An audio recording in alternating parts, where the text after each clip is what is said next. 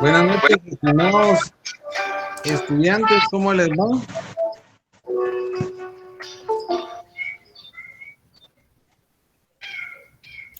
Buenas noches, Lico. Ahorita vamos a iniciar. Les comento, mis estimados amigos, que hoy tenemos también a un docente invitado en la cátedra que nos va a exponer el tema de conflictos y la conciliación en el ámbito laboral. Es el licenciado Osvaldo Giovanni de León Ramírez. Dentro de su experiencia, tal vez es bastante amplia, pero únicamente nos relata algunos aspectos de su vida. Él es abogado y notario, también es actual coordinador de la Administración de Almacenes Judiciales, es docente titular de la Universidad Occidente de 2014-2015, y el curso de Constitucionalismo. Esas fueron las fechas en las cuales estuvo como docente, también docente de la Escuela de Estudios Judiciales a la presente fecha, desde el 2019 al 2022.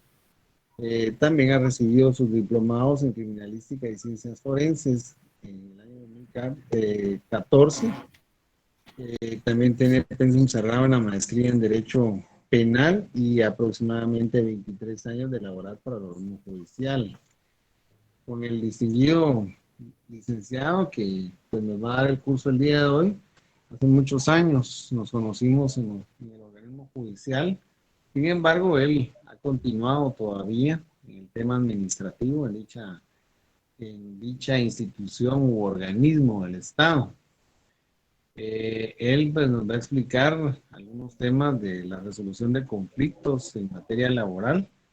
Agradezco también la presencia de la licenciada Orquídea, no sé si todavía está con nosotros, pero agradezco también a nuestro auxiliar, quien nos ha tenido la oportunidad de coordinarnos de manera directa cada una de las ponencias que hemos tenido. Espero que el día viernes se les haya ido bien en su examen, ¿verdad? En su laboratorio. Y de igual forma seguimos trabajando. Les comento también, el día de hoy tenemos la invitación, bueno, fueron invitados a esta sección estudiantes de la licenciada Orquídea, quien también da el curso de legislación aplicada a la empresa en otros salones de la Facultad de Ciencias Económicas en el área de administración de la Universidad de San Carlos de Guatemala. Así que vamos a estar acompañados y pido por favor siempre como ustedes también lo han sido, con el respeto debido, tenemos a nuestro expositor y lo vamos a escuchar. Agradezco también a ustedes la oportunidad que nos dan de llegar a sus hogares y por favor con las medidas de respeto siempre para nuestro profesional invitado. Así que damos paso a la conferencia de nuestro amigo. Muchas gracias, licenciado, por estar acá presente. Ya hablamos acerca de tu currículum, de tu hoja de vida y también muy agradecido porque nos acompañes.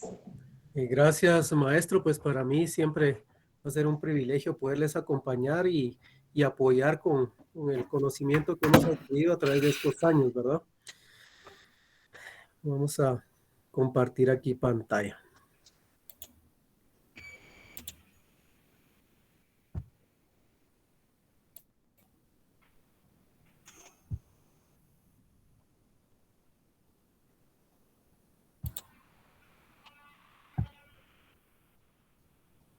Solo me indican si se ve bien la presentación, por favor.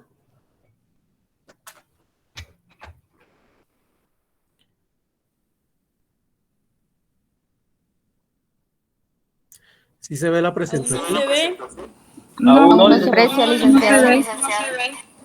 Vamos a ver.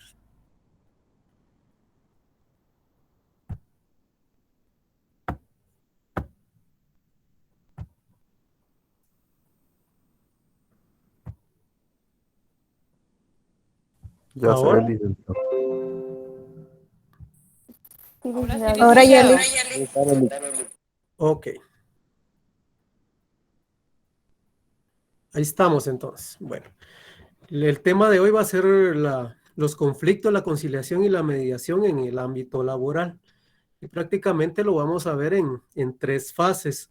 Lo que son la resolución de conflictos de manera administrativa, la mediación, que es previo a llegar a lo que es judicializar todos los conflictos que se dan en materia laboral y por ende pues vamos a tocar algunas figuras en relación a lo que es judicial, que es puramente los conflictos colectivos de carácter económico-social, pero prácticamente ver ciertos lineamientos en los cuales pues nos van a servir a nosotros como profesionales en su futuro o la gente que ya maneja personal, la gente que es representante de alguna empresa, las personas que tienen empresas o los que van a emprender con formación de empresas. Entonces es muy válido todo esto y poder entender ciertas figuras que al final son pinceladas del derecho laboral, pero que nos pueden servir en nuestro ejercicio, tanto como representantes, como propietarios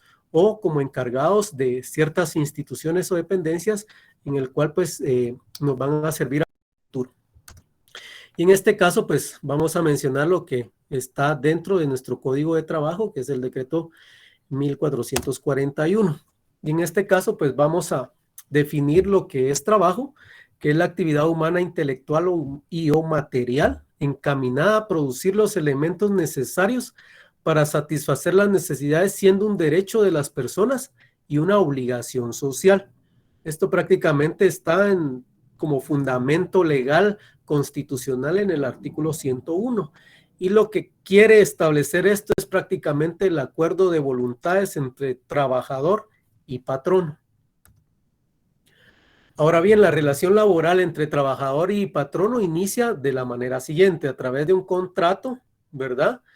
Una relación laboral, y aquí pues consigné las definiciones como tal, y la definición que aparece en el Código Civil, en el artículo 1517, que establece que el contrato es cuando dos personas o más convienen en crear, modificar o extinguir una obligación. En este caso, pues, a través del derecho laboral, lo vamos a modificar o a crear esa obligación a través del contrato de trabajo. Y el contrato de trabajo establece que son las formalidades contractuales del vínculo del patrón.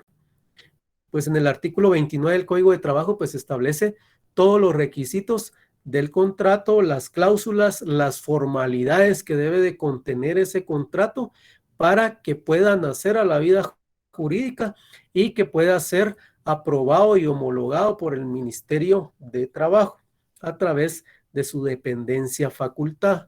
Y en este caso, pues la relación laboral es el hecho mismo de la prestación de los servicios personales o ejecución de obra para que se perfeccione. Únicamente sería ya tener esa relación laboral de iniciar ya a trabajar bajo la supervisión del patrón o lo que haya encargado él como tal, para que esa relación laboral se perfeccione, aun cuando no haya un contrato como tal por escrito, y vamos a ver que también hay contratos verbales. El patrono, su definición es toda persona individual o jurídica que utiliza servicios de uno o más trabajadores en virtud de un contrato o relación de trabajo. Y el trabajador es toda persona individual que presta a un patrono sus servicios materiales, intelectuales o de ambos géneros en virtud de un contrato o relación de trabajo. Ahora, los contratos de trabajo, por la cantidad de relaciones laborales, pueden ser contratos individuales de trabajo o contratos colectivos de trabajo. El contrato individual de trabajo es el que se da comúnmente, y ahora el contrato colectivo de trabajo es cuando ya intervienen los sindicatos, ¿verdad? Con sindicatos de patronos, sindicatos de trabajadores. El contrato individual de trabajo establece que, sea cual fuere su denominación, es el vínculo económico jurídico mediante el que una persona, trabajador, queda obligada a prestar a otra denominada patrono sus servicios personales, a ejecutarle una obra personalmente bajo dependencia continuada inmediata o delegada de esta a cambio de una retribución de cualquier clase o forma. Y vamos a ver más adelante también de que hay ciertas incidencias en el cual, pues, en determinados momentos se van a consignar algunas cláusulas, las cuales pueden disminuir, tergiversar o limitar los derechos del trabajador, y pues aunque nosotros firmemos, se van a determinar mediante el Código de Trabajo, que serán como no puestas, que son nulas de pleno derecho, ¿verdad? Y en este caso el contrato colectivo de trabajo es el que se celebra entre uno o varios sindicatos de trabajadores, o uno o varios patronos, o uno o varios sindicatos de patronos, por virtud del cual el sindicatos de trabajadores se comprometen bajo su responsabilidad a alguno u otros miembros ejecuten labores determinadas mediante una remuneración que debe ser ajustada individualmente para cada uno de estos y se perciba de la misma forma. Y esto básicamente se maneja a través de los pactos colectivos, ¿verdad? Que vamos a ver más adelante también. Ahora, ¿cuál es ese vínculo económico jurídico? Y lo dividimos en las dos definiciones. Económico porque tanto patrono y trabajador quieren incrementar ese patrimonio. Y jurídico se genera a través de los derechos y obligaciones de ambos, a través de los contratos o los pactos colectivos, como ya lo vimos. Ahora, por su forma pueden ser escritos o verbales. En este caso, por escrito, el contrato individual de trabajo debe entenderse que se debe extender por escrito en 3 ejemplares, uno que debe recoger cada una de las partes, trabajador, patrono, y el otro que el patrono queda obligado a hacer llegar al Departamento Administrativo de Trabajo directamente por medio de la autoridad de trabajo más cercana, y le da un plazo para trasladar este contrato dentro de los 15 días posteriores a su celebración, ¿verdad? De la modificación o novación, ¿verdad? O cambio de la obra que haya sido contratado. Y el verbal a las labores agrícolas o ganaderas, que prácticamente esos son regímenes especiales de trabajo al servicio del doméstico, a los trabajos accidentales o temporales que no excedan de 60 días y a la prestación de un trabajo de hora determinada, siempre que el valor no exceda de 100 quetzales y si hubiere señalado plazo para la entrega, siempre que este no sea mayor de 60 días. Aquí en este caso pues establece un plazo en días y es una estima en valor en quetzales de la cual no debe sobrepasar para que sea de manera verbal. Si sobrepasa este tipo de condiciones, pues ya se vuelve un contrato escrito. Ahora, por su modalidad, en cuanto al plazo, por tiempo indefinido, no se especifica fecha para su terminación. En este caso, nuestro Código de Trabajo establece que como regla general se debe entender de que todo contrato es por plazo o por tiempo indefinido, aunque tenga plazo fijo o que sea para hora determinada, pero todo se debe entender y eso lo establece el Código de Trabajo. Ahora, plazo fijo cuando se especifica fecha para su terminación o cuando se haya previsto el acaecimiento de algún hecho o circunstancia, como la conclusión de una obra que forzosamente ha de poner término a la relación de trabajo. Y en el segundo caso se debe tomar en cuenta la actividad del trabajador en sí mismo como objeto de contrato y no del resultado de la obra.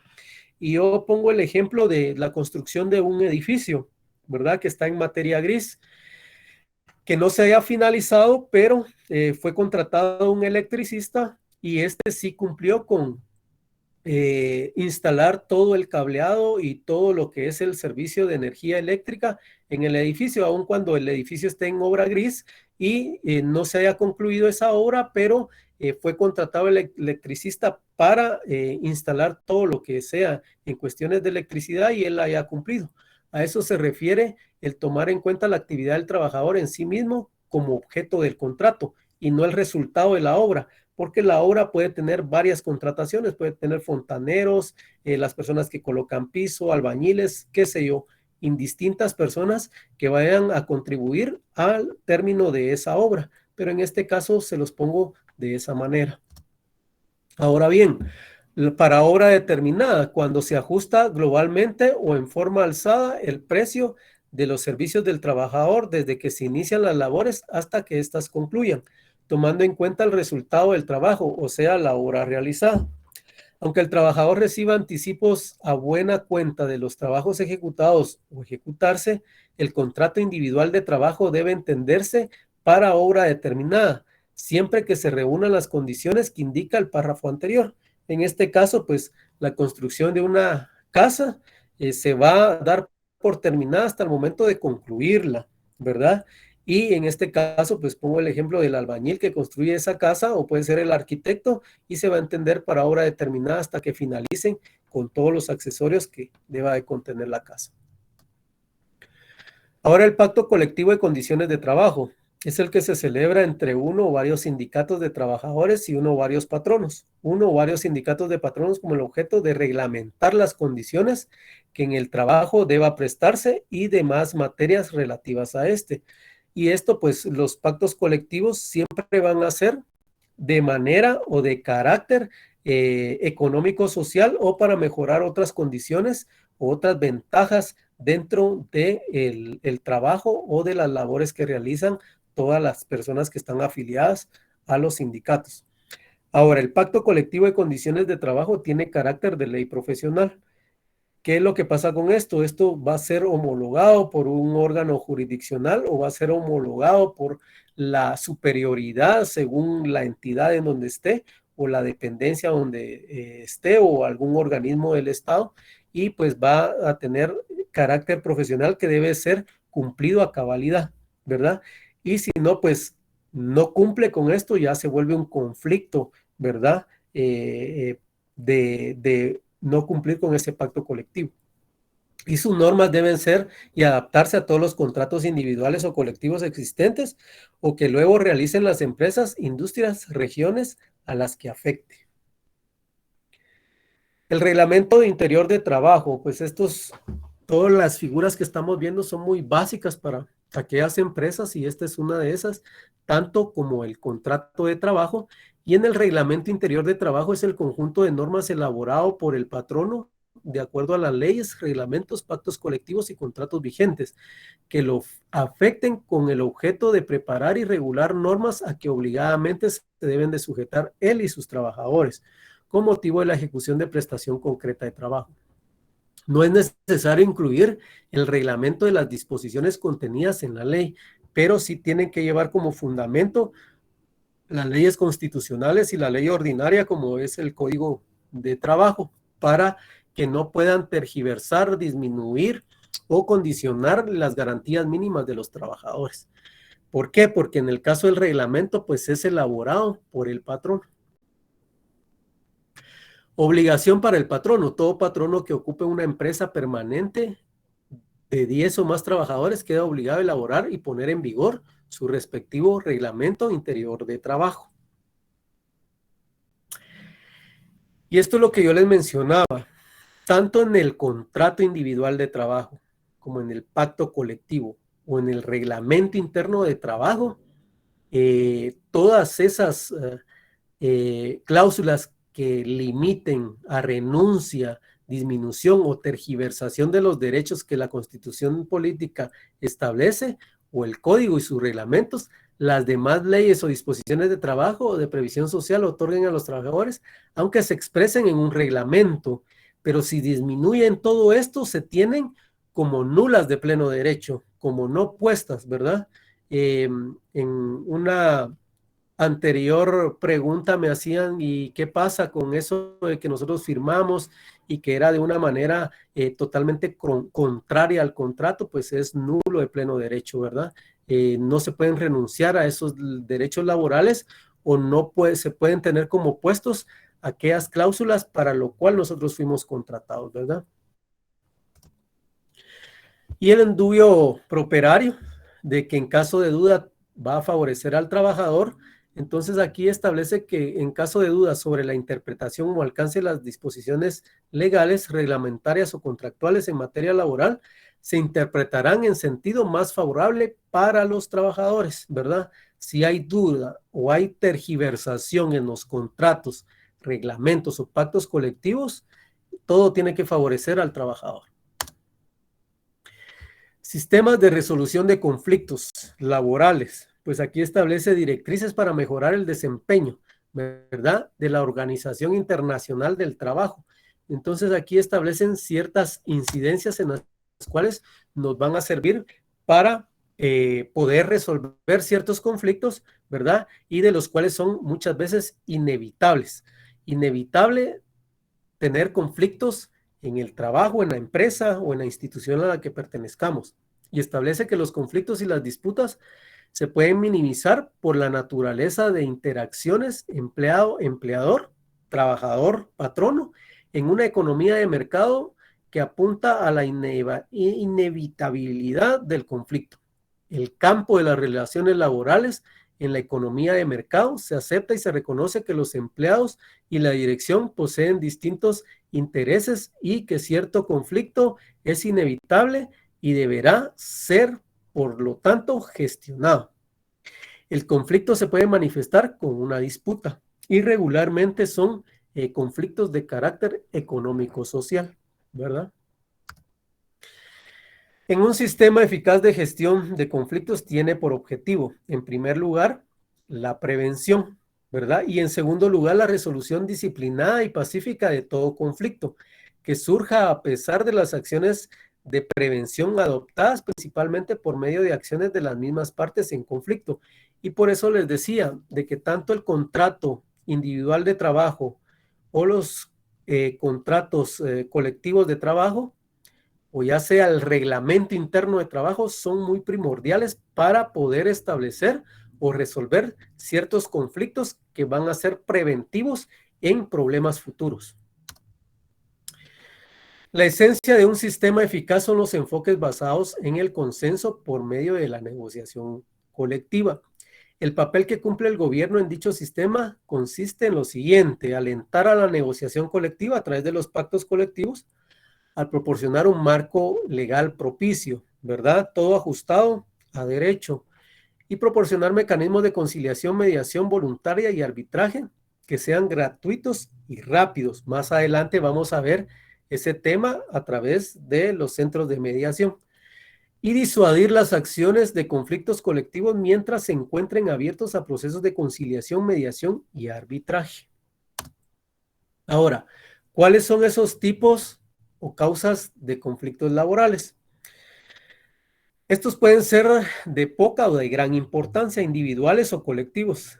Limitarse a un lugar de trabajo, extenderse a lo largo de varias empresas. Cuando son multinacionales o pues hay varias empresas que se han fusionado y pues que van a afectar a las demás que las integran.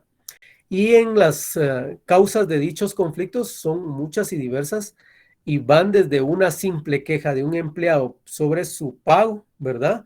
O una queja de un grupo de empleados respecto a las condiciones laborales peligrosas, insalubres, hasta el paro de todos los empleados de un sitio de trabajo, objetando que se les impide crear sindicato para promover sus intereses. Y pues en este caso, en realidad, como es de manera puramente administrativa, solo quiero aclarar algo, que el paro regularmente es para los patronos y debe estar autorizado por los órganos jurisdiccionales, y la huelga es para los trabajadores, pero que provocan el cese de las labores en las empresas o instituciones, ¿verdad? Y en relación a los sindicatos, pues estos gozan de inamovilidad, los que los estén creando, el comité ejecutivo, o cuando ya hayan notificado al Ministerio de Trabajo de la formación como tal. Entonces estas personas gozan de inamovilidad, ¿verdad? Y en algunos conflictos, pues, que se resuelvan muy rápido, como por ejemplo, cuando un supervisor le explica a un empleado cómo se ha calculado el pago de su sueldo en el recibo y el empleado acepta la explicación, ¿verdad? Porque a veces hay empleados también de que tienen duda de que no se le pagó esto, no tiene el mínimo, no tiene las horas extras completas, y pues ahí le explicó la manera del cual hizo el cálculo correspondiente. Y en el caso del problema que se resuelve en el acto y pone fin al conflicto, que este sería un tipo de conflicto que se puede resolver inmediatamente. No obstante, hay algunos conflictos que necesitarán más tiempo para ser resueltos. Por ejemplo, una queja concerniente a condiciones laborales peligrosas o insalubres. Y en este caso les quiero poner un ejemplo de lo que nosotros tuvimos en cierto momento, hace como 10 años, tuvimos en relación a nuestras obligaciones como almacenes judiciales, en el cual estábamos resguardando los precursores, ¿verdad? Es un líquido que se utiliza para realizar o fabricar droga sintética. Y en su momento nosotros no teníamos ni la seguridad industrial ni los implementos para poder resguardarnos de ese líquido. Ese líquido es demasiado perjudicial para el ser humano. Si se inhala solo con el olor, puede hasta deshacer los pulmones, ¿verdad? Y lo que se hizo fue a través de la superioridad gestionar ciertos acuerdos en donde se establecía de que ese tipo de sustancias ya no las podíamos manejar nosotros acá, ¿verdad? Otro era el caso de las drogas, otro el caso de las armas de fuego que ya no manejamos nosotros porque no tenemos los técnicos o esa expertise para el manejo de todo ese tipo de bienes. Y en relación a eso, era un problema de la queja o de la incomodidad del peligro que tenían los trabajadores por no tener las condiciones para manejar. Entonces era un problema que no se podía resolver inmediatamente, pero sin embargo se hicieron las gestiones correspondientes y pues ya se determinó de que en cuestiones de precursores se iban al Ministerio de Gobernación y ellos iban a cumplir con la destrucción de esos líquidos, quienes tienen una finca y tienen toda la infraestructura y tanto los implementos para poder proceder a la destrucción de eso. En cuestiones de la droga, pues se va a la Policía Nacional Civil también por medio de gobernación para que ellos puedan incinerar ese tipo de cuestiones, y en cuestiones de las armas, pues se manejan a través del DIGECAM, ya no se reciben acá, y pues para evitar ese tipo de peligro acá, pero son cuestiones que no se pueden resolver inmediatamente. Es a lo que se refiere prácticamente esto. Ahora bien, ¿cuáles son esos tipos de conflictos? Algunos conflictos son de naturaleza individual, colectivos, relativos a derechos o relativos a intereses. Un conflicto individual tiene lugar entre un empleado y su empleador. También se considera como individual el conflicto entre un número de empleados y su empleador, siempre que los empleados actúen de forma individual y no con un grupo a través de sindicatos. Caso contrario al conflicto colectivo, que tiene lugar de un número de empleados que actúan en conjunto contra un empleador por medio de sindicatos. Y un conflicto sobre derechos es aquel referido a derechos que existen fijados por la ley por un acuerdo de convenio colectivo, los pactos colectivos, o por un contrato de trabajo individual, lo cual ya vimos. Estos conflictos por lo general toman la forma de un reclamo que los empleados, dado que no han visto satisfechos sus derechos, tales como el pago del salario, pago de horas extras y el goce de vacaciones en un entorno laboral adecuado. En efecto, todo derecho que ya existe por la ley.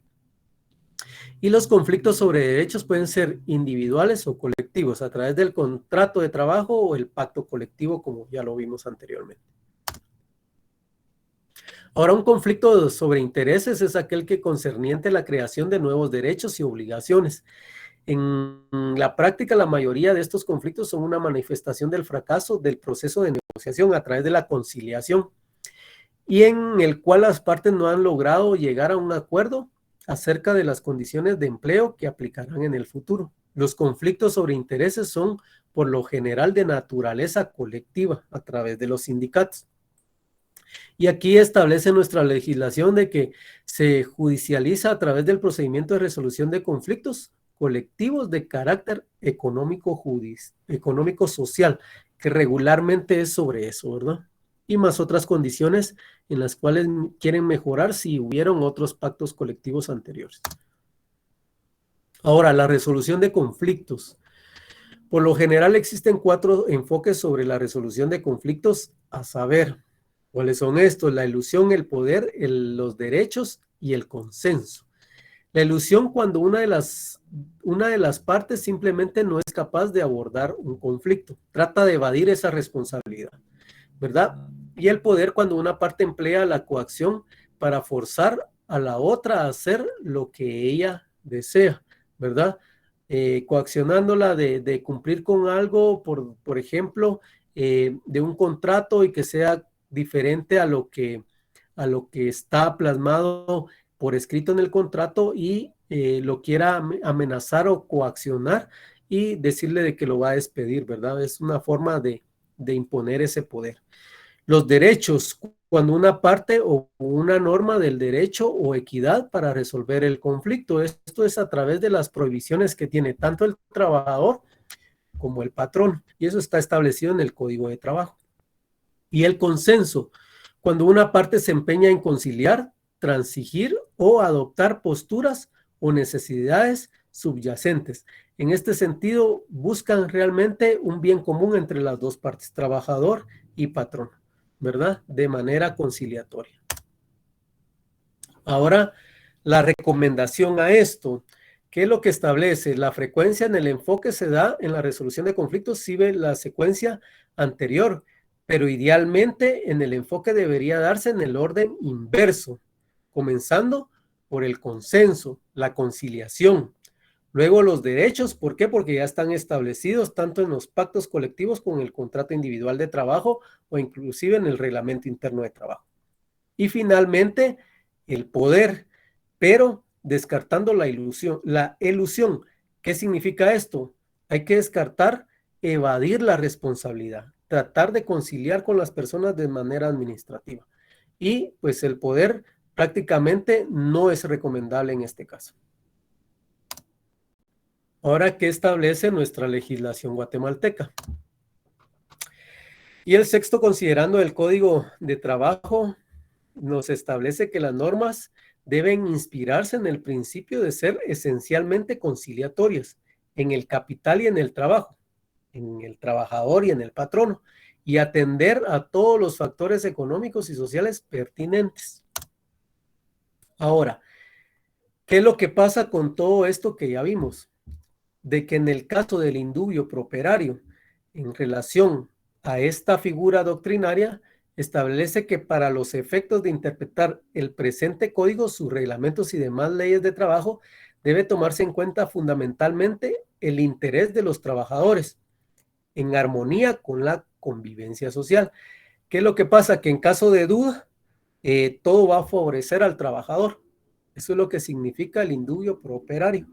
Y en caso de duda sobre la interpretación o alcance de las disposiciones legales, reglamentarias o contractuales en materia laboral se interpretarán en sentido más favorable a los trabajadores. Y eso lo establece en el artículo 106 de la Constitución Política de la República en su último párrafo, y es prácticamente el indubio pro operario. El artículo 293 del Código de Trabajo nos manda también a la conciliación. La finalidad esencial de los tribunales de conciliación y arbitraje es mantener un justo equilibrio entre diversos factores de la producción, armonizando los derechos de capital y del trabajo. Aquí también el artículo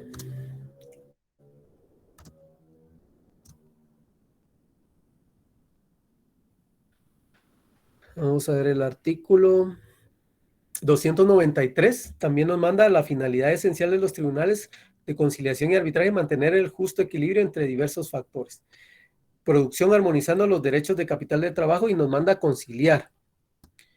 Y la conciliación en el artículo 340 del Código de Trabajo y segundo párrafo establece que contestada la demanda y la reconvención, si hubiera, el juez procurará avenir a las partes proponiéndole formas ecuánimes de conciliación y aprobará en el acto cualquier fórmula o arreglo. O sea, siempre el Código de Trabajo, el principio fundamental en los procesos que se lleven tanto administrativamente, extrajudicialmente o judicialmente, es básicamente la conciliación, la mediación, ¿verdad? La negociación.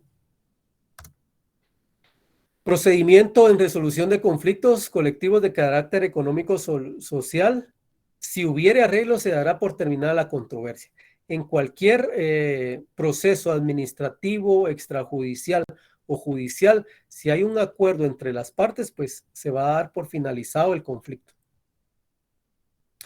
Ahora, en el caso del patrono o los encargados de personal, los representantes legales que tengan a cargo sus empresas o que tengan empresas como propietarios de estas mismas, pues es lo que deben de saber básicamente. Son las figuras que debemos de manejar nosotros como propietarios, como representantes legales o aquellos que estamos a cargo de entidades del Estado. Y en este caso es el contrato individual de trabajo, contrato colectivo, pacto colectivo de condiciones de trabajo, reglamento interior de trabajo, obligaciones de los patronos, prohibiciones, obligaciones de los trabajadores, prohibiciones también, suspensiones de contratos de trabajo, suspensión individual, suspensión colectiva y terminación de los contratos de trabajo. Prácticamente esto sería un conjunto en el cual debemos de comprender y atender en el momento de que nosotros ejerzamos ya como nuestra profesión en el caso de ustedes. Ahora, ¿qué es la mediación? La mediación está entre lo administrativo y lo judicial. Prácticamente son métodos alternativos para solucionar esos conflictos en los cuales ni está administrativamente ni está judicialmente, pero sí extrajudicialmente, y lo tratamos de resolver a través de estos profesionales, quienes son los mediadores, que nos servirán para poder resolver todas esas situaciones o conflictos si nosotros a través de la conciliación no podemos hacerlo. Y en este caso se brindan opciones para resolver y transformar situaciones de controversia sin necesidad de acudir a los órganos jurisdiccionales, ya que promueven mediante negociación, conciliación, mediación y arbitraje y la resolución de discrepancias. Son eficaces, rápidos y económicos. ¿Por qué? Porque son medios que pueden utilizarse para descargar el trabajo de los órganos jurisdiccionales, resolver diferencias entre los usuarios y evitar acudir ante un juez. Y esa negociación consiste en que dos partes en conflicto se comunican entre sí con el propósito de buscar la salida que satisfaga sus intereses y necesidades. Hay varios tipos de negociación dependiendo del nivel de autonomía de las partes, clasificándolas en dos grupos. En este caso, directa y asistida. En la directa, este grupo y las partes en disputa intervienen directamente buscando, proponiendo soluciones que consideren pertinentes para satisfacer los intereses y necesidades que convienen a ambas.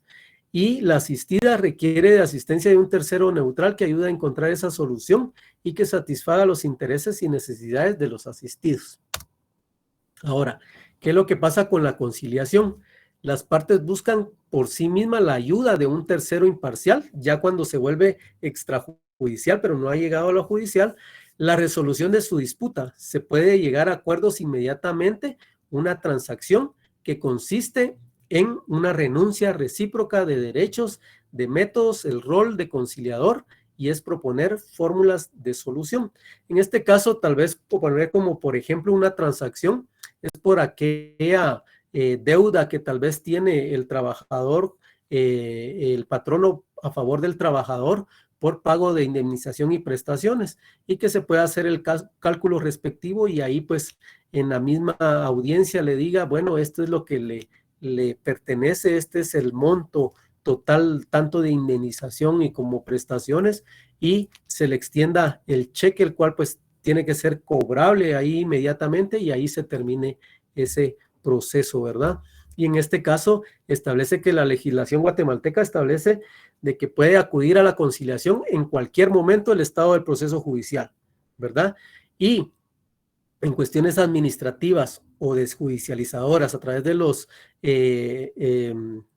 estos centros de mediación, pues puede ser de esta manera, en cualquier momento conciliar.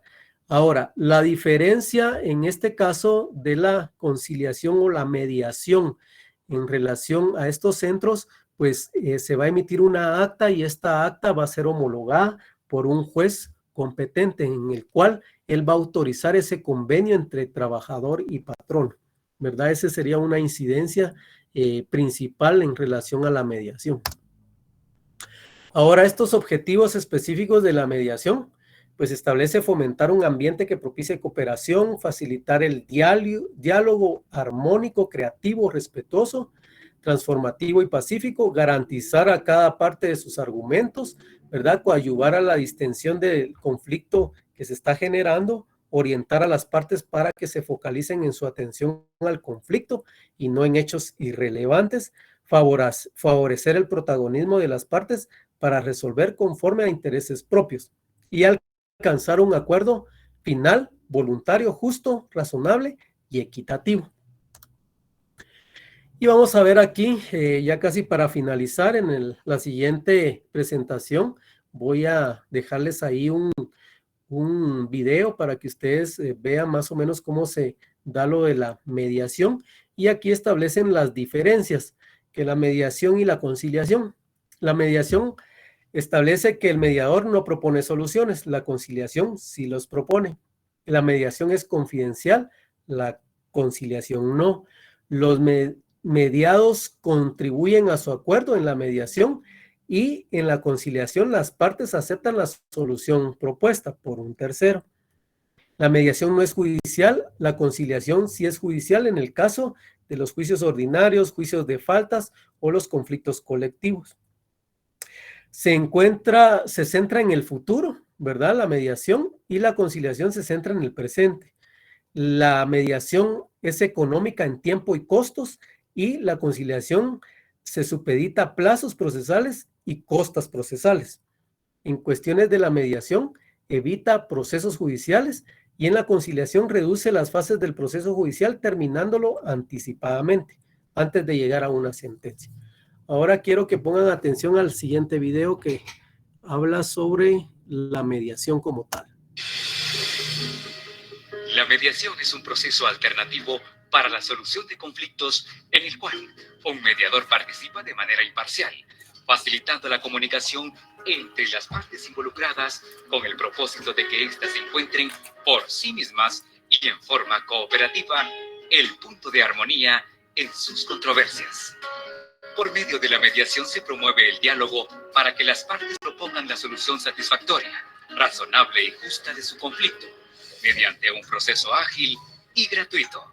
Entre sus objetivos resaltan fomentar un ambiente que propicie la cooperación y confianza mutua, facilitar el diálogo armónico, creativo, respetuoso, transformativo y pacífico, así como estimular la empatía entre los mediados, garantizar a cada parte que sus argumentos sean escuchados y que perciban un trato justo, coadyuvar a la distensión que el conflicto genera, orientar a las partes a que focalicen su atención en el conflicto y no en hechos irrelevantes, alcanzar un acuerdo final voluntario, justo, razonable y equitativo. Para alcanzar estos objetivos, la mediación cumple con los siguientes principios: es voluntaria, confidencial, imparcial, cooperativa, no adversarial, flexible y de autocomposición. La mediación no requiere contratar el auxilio de un profesional del derecho. Los mediadores del organismo judicial atienden de forma amable, respetuosa y rápida en el idioma de la localidad donde se encuentran ubicados y están altamente capacitados para conocer casos civiles, de familia, laborales, mercantiles, penales, agrarios y ambientales, entre otros. Actualmente el organismo judicial cuenta con 77 centros de mediación, ubicados en 73 municipios de 15 de los departamentos de la República de Guatemala, los cuales brindan atención en español y en los idiomas mayas, garífuna y xinca, según su ubicación. De enero a marzo del presente año se han atendido un total de 11.575 personas, de las cuales 4.355 han sido población indígena y 7.220 no indígena.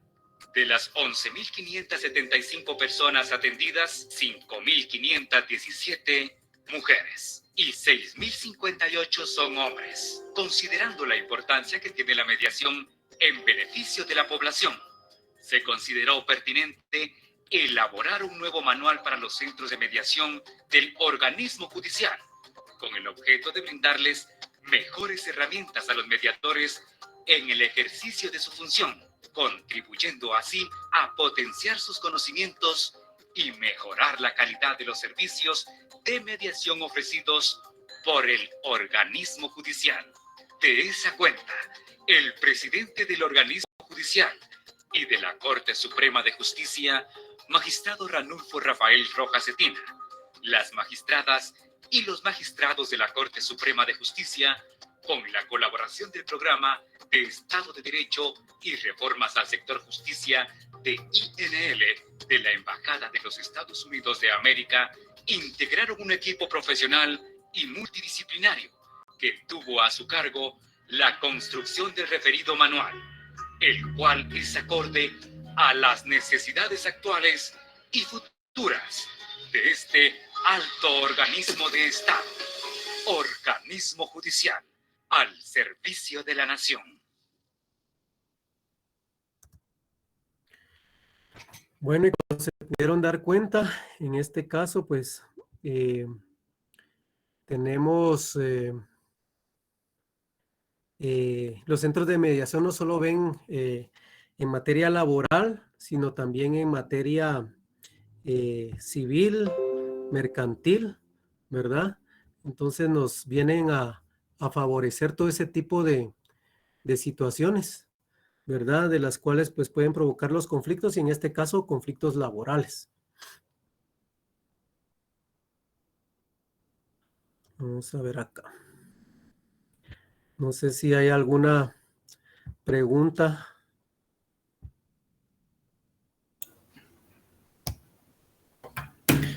Tal vez comentario, Lick. Buenas noches. Muchas gracias ahí por su tiempo.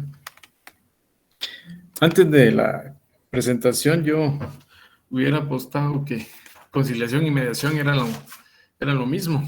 Y había ahí algunas diferencias. Tal vez sí podría ahondar un poco más de esto, porque esto sí es muy nuevo para mí. Ya. En este caso, pues, tanto la conciliación se da en las tres figuras de las cuales le mencionaba hasta al principio. Se puede dar de manera administrativa, se puede dar de manera desjudicializadora o extrajudicial a través de los centros de mediación y se puede dar de manera judicial. Lo que nos manda la ley laboral es de que en cualquiera de estas se puede llegar a la conciliación. Pero en relación a conciliación administrativa y extrajudicial, lo que es la mediación, lo que se va a dar es la negociación como tal. ¿Por qué? Porque ahí va a intervenir una persona, pero esta no va a proponer las resultas del conflicto, sino que únicamente va a estar para que ellos lleguen a un común acuerdo, pero no proponerles soluciones, a diferencia de la conciliación, de que ahí sí hay un tercero, en este caso, o puede ser el juez como tal, proponerle para que las partes puedan convenir y puedan llegar a un acuerdo mutuo donde los intereses generales o sociales o los que tengan tanto en su pacto colectivo o en el contrato de trabajo puedan ser viables para los dos, ¿verdad? O en el caso de los juicios ordinarios, ¿verdad? O en los conflictos colectivos, de que ellos puedan llegar a solucionar esas diferencias a través de la conciliación propuestas por el mismo juez, a diferencia de la mediación, que son las mismas partes quienes van a proponer esas soluciones y que van a estar de acuerdo en cumplirlas. Pero en este caso siempre van a ser homologadas por un juez competente. Van a faccionar el acta correspondiente y va a llegar al órgano jurisdiccional y él va a aprobar ese convenio. Esa sería prácticamente la solución. Y en todo caso, tanto la conciliación como la mediación se va a llegar a una negociación. Y si ven, pues pueden sonar como sinónimos, pero cada una tiene su función en cada proceso. En este caso puede ser judicial o administrativo o extrajudicialmente a través de los centros de mediación, ¿verdad? Prácticamente los de mediación están entre lo que es administrativamente y lo que es judicialmente, ¿verdad? Pero hay propuestas y ese tipo de situaciones, por ejemplo, para empresas pequeñas, puede servir mucho y nos evita gastos de abogados y cuestiones que pueden ser resueltas, porque a veces entre trabajador y patrono pues no pueden llegar a un consenso, no pueden ser cuestiones muy fáciles de resolver, sino que llevan un conflicto más allá donde se necesita de un profesional para que puedan cumplir con esos convenios. Eso podría yo explicarle en relación a la conciliación y la mediación. Muchas gracias, Lick. A la orden. Una pregunta, licenciado. Con gusto. En esto de pacto colectivo, ¿todos salen beneficiados o alguna parte sale? No, en este caso, por ejemplo, le voy a poner el ejemplo del organismo judicial. Todos los pactos colectivos van a beneficiarse todos los trabajadores, aunque no estén afiliados, ¿verdad? Pero en el caso de los afiliados a los sindicatos, los sindicalizados pagan cierto monto al sindicato que les sirve para poder subsistir, ¿verdad? Esto en el caso de este organismo, pero al momento de que haya un pacto colectivo, va a beneficiar a todos los 14,000 y resto de trabajadores del organismo judicial, aunque solo 4,000 o 5,000 estén afiliados a un sindicato. Eso va a abarcar y va a ser lo que yo les decía, es una ley profesional y se le debe dar cumplimiento y va a afectar a todos los trabajadores, no solo a los que estén afiliados. Gracias.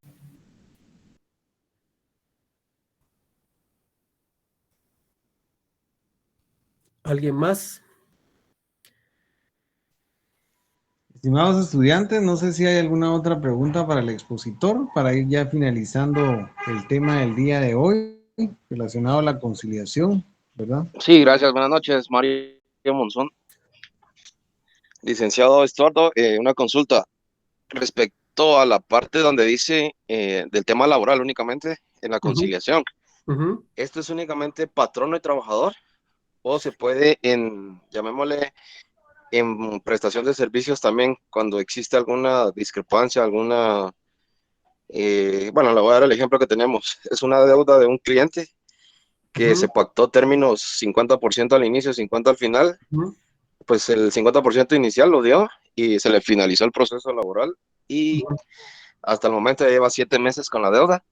Entonces, bueno, hicimos el análisis y por el monto consideramos que más gasto que la deuda pendiente, pero pregunto, ¿esto también determina de esta forma o bien es únicamente...? Sí, porque regularmente son, como lo platicaba, son para obras determinadas. ¿Se recuerdan los contratos que estábamos viendo?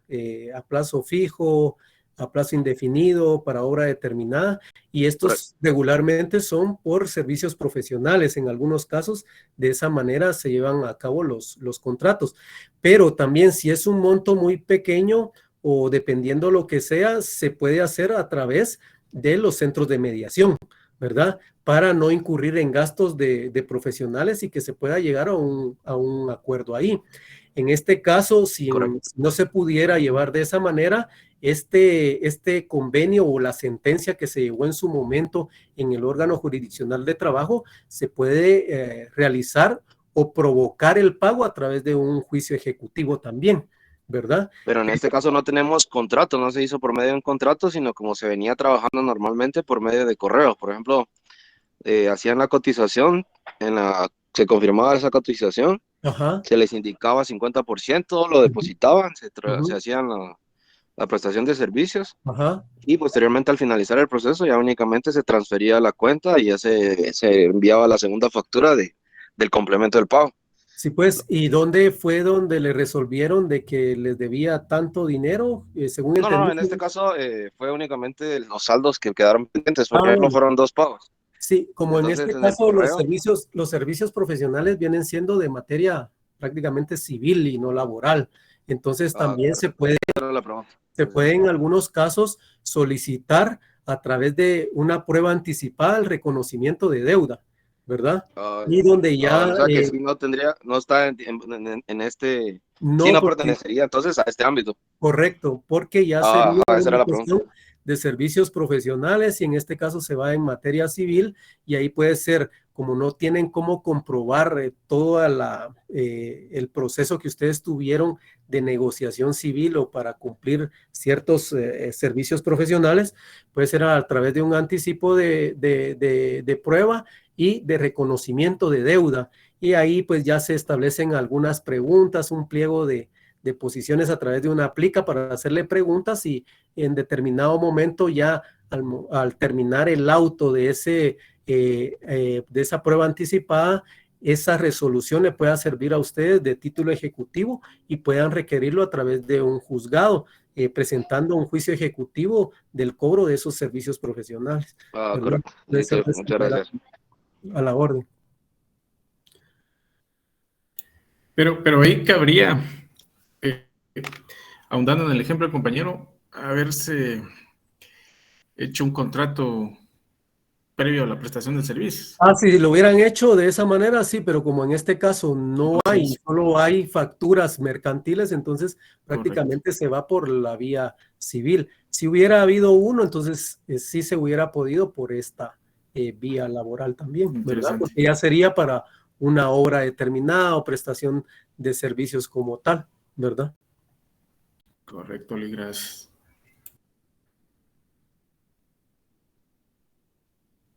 Muy bien, mis estimados compañeros, yo creo que vamos a ir finalizando. Solo les recuerdo a todos, por favor, que el día sábado tenemos una cita con el doctor Mario Román sobre el tema del teletrabajo.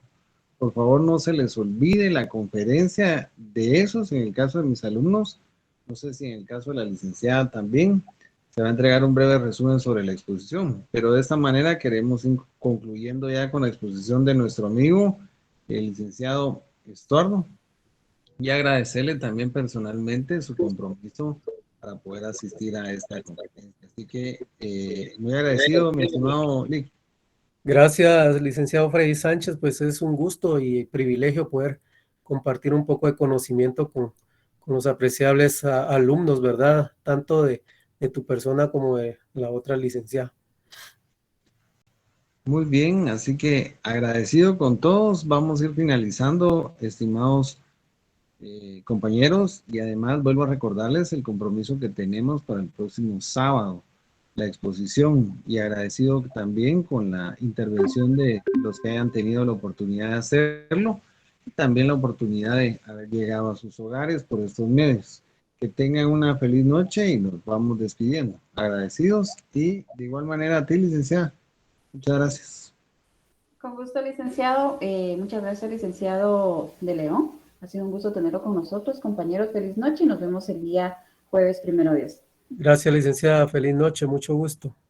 Buenas noches, licenciados. Feliz noche, licenciados. Feliz noche. Buenas noches.